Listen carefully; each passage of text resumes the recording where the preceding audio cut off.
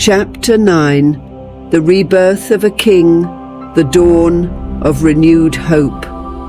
The bells of Sudania's capital rang out, announcing an event many had started to believe impossible.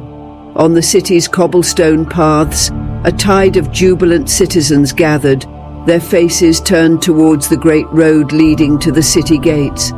After years of anxious and uncertain waiting, King Edric was finally returning, freed from the clutches of Vardalia by his own daughter, Princess Dama, now de facto queen through her bold actions and indomitable leadership. At sunrise, the royal procession appeared on the horizon, a long line of knights, soldiers, and golden carriages. At the centre, a richly adorned litter carried King Edric, still weak but with a face marked by regained dignity. By his side, riding a snow-white horse, Dama shone, embodying the strength and assurance of a born sovereign. The streets were decorated with banners and flowers, the colours of Sudania proudly fluttering in the wind. The songs and cheers of the crowd intensified as the procession advanced, forming a living symphony of celebration. Citizens of all ages and classes waved scarves and flags, cheering the return of their king and the bravery of their queen. Inside the palace, the atmosphere was equally electric but tinged with palpable tension. The nobility gathered in the great hall was torn between the joy of the king's return and the uncertainty of the dynamic shift in leadership. Many among them had seen their power and influence shift under Dama's rule.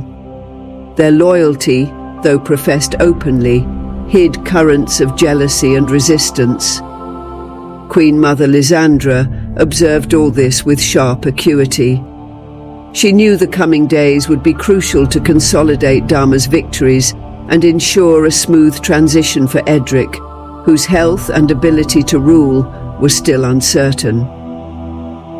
As King Edric and Princess Dama made their solemn entrance into the great hall, a murmur of respect swept through the assembly. During the king's absence, Dama had taken the reins of the kingdom with a maturity and wisdom that belied her young age.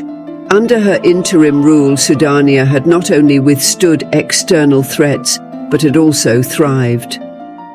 The economic reforms she had implemented revitalized commerce and improved the daily lives of citizens. Her management of military affairs ensured the kingdom's security, and her diplomatic approach strengthened alliances with neighboring nations. At just 18 years old, she had already made an indelible mark on the governance of Sudania, proving that youth was not a barrier to competence or determination. King Edric, standing before his people, weakened, but with evident pride, acknowledged his daughter's accomplishments. "Before you stands not only my daughter, but your queen, who has ruled with a wisdom and strength that many among us could not have matched under these circumstances," he said, his voice filled with emotion.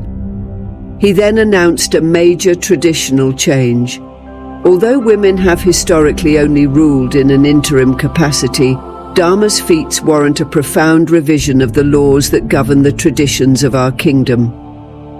7 days later, the law was brought before the Council of Sages and Elders, now comprising 40% women due to the reshuffles made by Queen Lysandra and Princess Dama in the king's absence. The yes vote prevailed at 65% because, in addition to the votes of women, progressive men were entirely in agreement with these changes. This episode, rich in emotions and twists, sets the stage for the conclusion of our epic saga.